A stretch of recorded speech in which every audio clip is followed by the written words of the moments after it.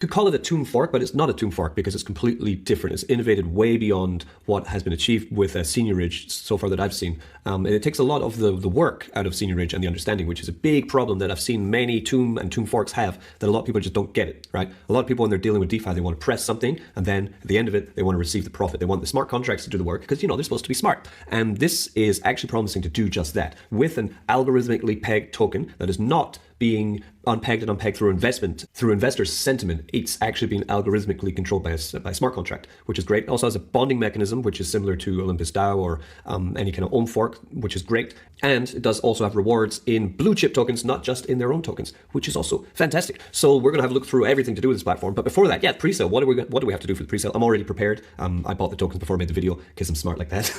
I'm going to show you what kind of tokens you need for this, how many tokens you have from what's sitting on the site at the moment. This might change. I advise you to get into their Telegrams and get into their Twitter to get up-to-date news on this. I'm looking at about April 6th for the launch or the pre-sale of this when it's beginning, I think, from what I can find. Popping quickly over to their Twitter, we do have a tweet that they followed up from Toonforks, even though Toonfork Watch, even though this isn't a Toonfork, kind of, well, I don't think it is. I think it's a unique platform, saying public launch April 6th.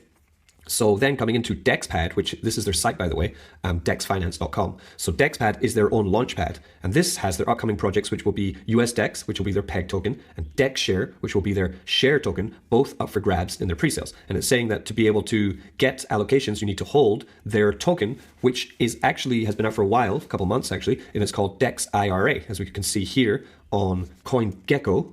We type in DexIRA, we'll find it right here. So this was the first token they released. They're actually KYC'd and audited with this token, which is great. And because they're also going to get, they're going to use that KYC for the new DApp, and they're going to get the new DApp audited as well. So that's fantastic. It's all above board. This is the token here, DexIRA, right? Currently worth just a tenth of a cent, right? Coming up to 0.2%. This is a reflection token.